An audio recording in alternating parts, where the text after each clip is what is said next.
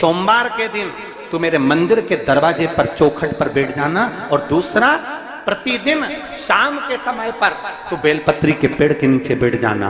जो तेरी बेल वृक्ष के नीचे सेवा करने आए, जो शंकर जी के मंदिर में सोमवार को जल चढ़ाने आए, उसका जो पात्र जल चढ़ाकर जब वो घर लेकर जाए, उसके पीछे पीछे, पात्र के पीछे पीछे तू जाना, और उसके घर में लक्ष्मी का भंडार भरकर आए।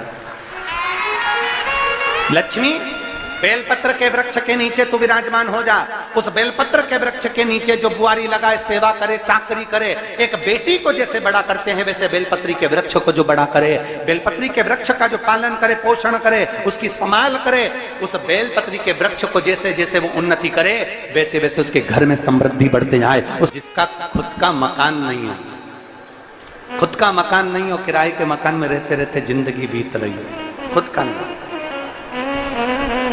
और बहुत दुख का जीवन चल रहा हो, बहुत कष्ट का जीवन, बहुत अपना खुद का कोई मकान नहीं, मान लो प्लाट है पर मकान बन नहीं रहा, या कोई प्रॉपर्टी अपनी नहीं बन रही, तो हम इस व्यासपीठ से कहना चाहेंगे कि एक प्रयोग अवश्य करिएगा, एक प्रयोग अवश्य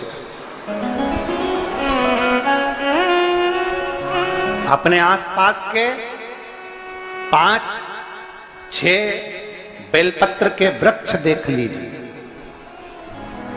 अपने आसपास के नजदीक के 5-6 बेलपत्र के बड़े बड़े वृक्ष देख लो, या छोटे वृक्ष देख लो।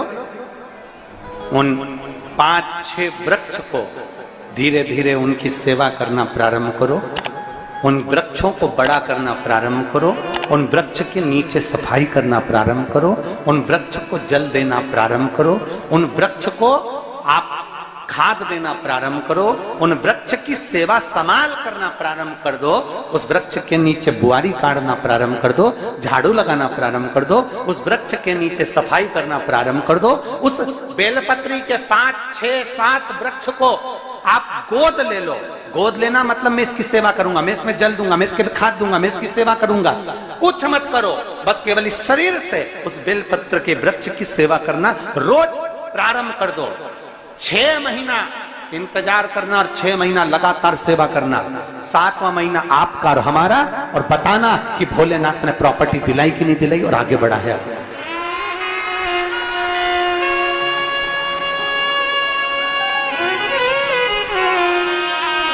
एक बेलपत्र का वृक्ष जिसके नीचे माता लक्ष्मी विराजमान होती है, एक बेलपत्र के वृक्ष के नीचे लक्ष्मी रहती है।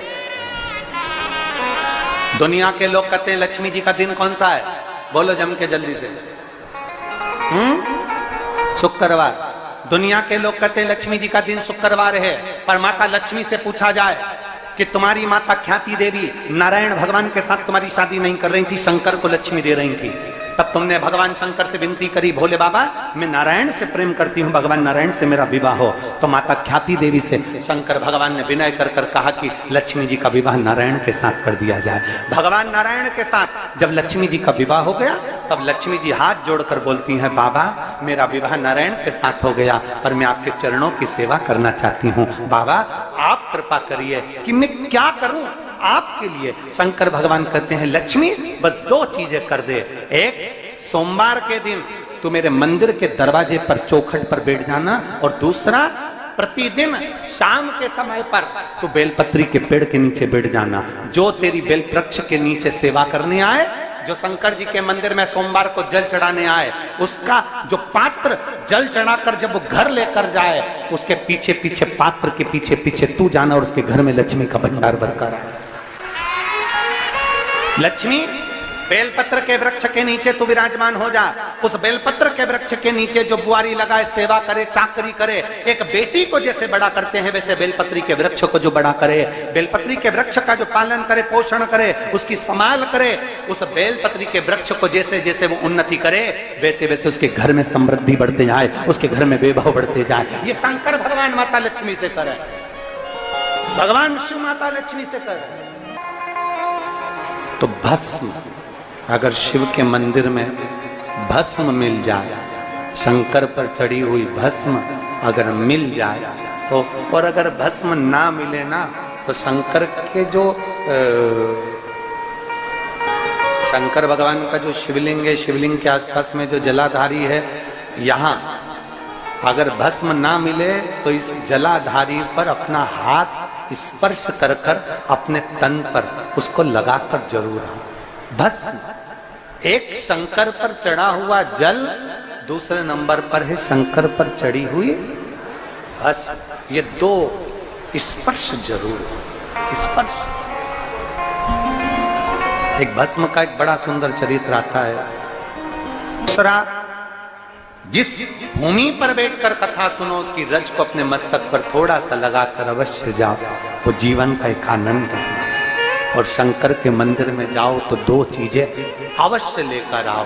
पहला, शंकर जी पे चढ़ा हुआ, जम के बोलो, जल अवश्य लेकर आओ। क्योंकि जब तुम जल लेकर आते हो, पात्र लेकर आते हो, तो मेरा महादेव लक्ष्मी जी को तुम्हारे पीछे पीछे तुम्हारे घर तक भेज देता। चढ़ी हुई बेलपत्र मत खाओ, लोग कहेंगे शंकर पर चढ़ा हुआ ये मत खाओ। हम इस व्यासपीठ से निवेदन करना चाहेंगे कि आप अगर दिल रखकर अपने बाबा से कहोगे ना, तो बाबा पर चढ़ा हुआ जो जल है ना, वो जल साधारण नहीं रहता। मेरा भोलेनाथ जब दुनिया को अमृत देता है तो तुमको भी अमृत दे देता है। दो चीजें कभी मत छोड़ो। अगर मंदिर में गए हो तो दो चीजें कभी मत छोड़ो। कथा में गए हो तो दो चीजें कभी मत छोड़ो। एक, कथा श्रवण करना। दूसरा, जहां कथा बैठकर सुनते हैं वहां की रज को अपने मस्तक पर लगाना। कथा सुनने के बाद आप यहां से जाओ, भले दरी बिछी है, आसन बिछा है, कारपेट बिछा है, उस पर अपना हाथ फेर कर उस रज को अपने मस्तक पर जरूर लगाओ। क्योंकि शिव पुराण में, भागवत पुराण में, स्कंद पुराण में, कुर्म पुराण में, नर्मदा पुराण में, लिंग पुराण में, नारद पुराण में, ब्रह्म वैवर्त पुराण में, जितनी भी पुराणे हैं, सब पुराणों में लिखा है कि जिस स्थान पर बैठकर हम भगवान की कथा को सुनते हैं, उनको याद करते हैं, जितनी देर हम उनको याद करते हैं उतनी देर वो परमात्मा उस स्थान पर बैठा हुआ रहता है। हाथ रखकर बोलना, शंकर भगवान से तुम्हारा रिश्ता कौन सा? शिव जी से आपका कौन सा रिश्ता?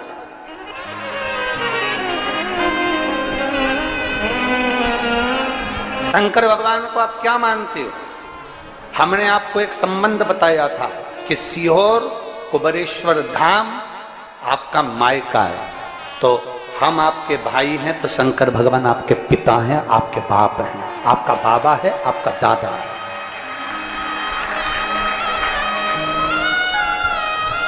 अब आपसे हम प्रश्न करें, उत्तर मेरी कुरुत की बहनें भी देंगी और मेरे जीजा उन भी देंगे और मेरी बेटियां और मेरे बेटे देंगे उत्तर। आपसे प्रश्न करें, अगर बेटी को दुख होगा तो क्या वो अपने बाप से नहीं कहेगी? बोलो तो जम के। बेटी को तकलीफ है वो अपने बाप से ना कहेगी। बेटे को तकलीफ है तो वो अपने पिता से, अपनी माँ से नहीं कहेगा, मम्मी मुझे ये तकलीफ है, पापा मुझे ये दुख है, माँ मुझे ये तकलीफ है, पिताजी मुझे ये कष्ट है। क्या वो अपने माँ बाप से नहीं कहेंगे? क्या वो अपने माँ बाप से विनय नहीं करेंगे? और माँ, पिता, फिर उसके करीब में, उसके नजदीक में जो भी होता है वो माँ बाप निकाल कर उसको दे देते हैं। माता पिता उसको दे देते हैं। माता लोग कहते हैं कि शंकर जी पे चढ़ा हुआ जल मत पियो, लोग कह देते हैं शंकर जी पे चढ़ी हुई बेलपत्र मत खाओ।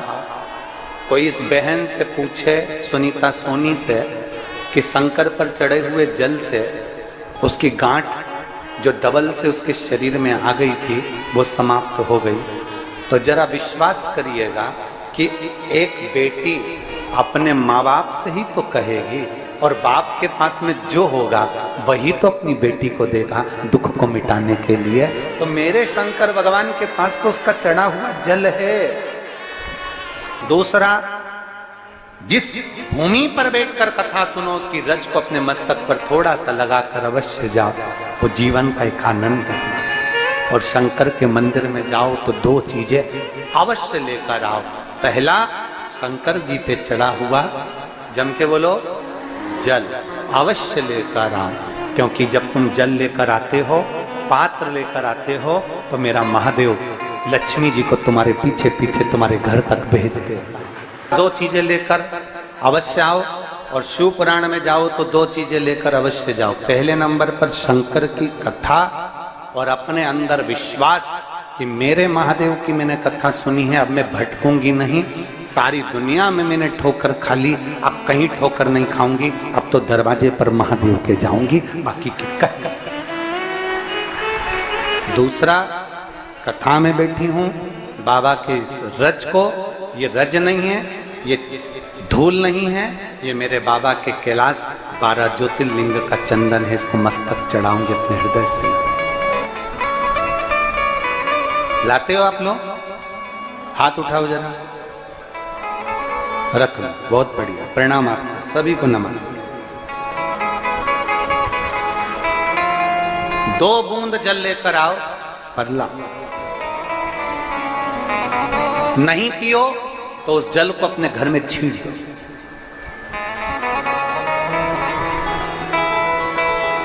नहीं पी सकते, उस जल को छींच दो।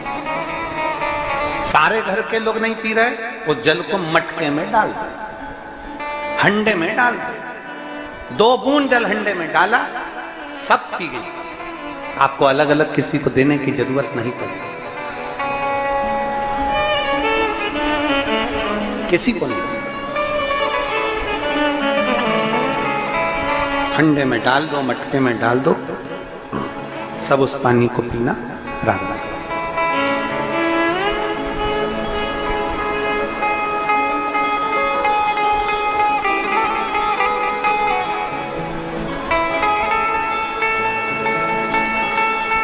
उस जल के महत्व को जो बच्चों का दर्द नहीं देख सकते, जब माता पिता अपने बच्चों का दर्द नहीं देख सकते, तो देव अधिदेव महादेव तुम्हारा दर्द कैसे देखेंगे? वो भी तो काटेंगे तुमको, वो भी तो कष्ट मिटाएंगे। 2 चीजें कथा में जाकर ले, एक जहां जगह मिल जाए वहां बैठकर कथा सुनो। धूप लगे, पंडालों की इतनी व्यवस्था नहीं हो पाती है, पंडाल लगाने वाले, टेंट लगाने वाले टेंट लगा लगा के थक जाते हैं, तो अपने साथ एक छाता लेकर चलो। 2 पानी की जम के बोलो जरा, बोतल, बिछाने की दरी अपने साथ लेकर चलो। लोगों ने उमा महेश की कथा अपने जीवन में धारण करी कि नहीं करी वो हमको नहीं स्मरण है, पर एक बात का स्मरण करिएगा, ये जो कथा चल रही है ये गौरी शंकर चल रही है। इसके बाद में जो अमलेश्वर में कथा है वो कौन सी है? समर्पण शिव महापुराण कथा। उस समर्पण शिव महापुराण की कथा जब 2 तारीख को विराम हो जाएगी, तब उसके बाद में जो कथा 6 जून को प्रारंभ होगी सोलापुर महाराष्ट्र में, उस कथा का नाम रहेगा उमा महेश शिव महापुराण की कथा। उसको जरूर सुनो। सोलापुर में जो 6 जून से कथा होगी उसका नाम उमा महेश शिव महापुराण, उसको सुनना, श्रवण करना, उसको धारण करना है।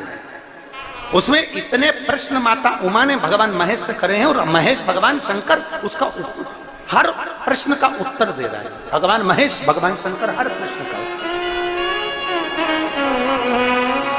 बाबा बोले माता उमा ने भगवान शिव जी से, महेश भगवान से, भगवान शंकर से करेंगे, बाबा भोलेनाथ जी बताओ, संसार में जन्म लेने वाले व्यक्ति के जीवन में उसके भाग्य में अगर सुख नहीं है, उसके भाग्य में खुशियां नहीं है, उसके भाग्य में कोई अच्छा है ही नहीं, तो वो जीव क्या करेगा? वो जीव क्या करेगा?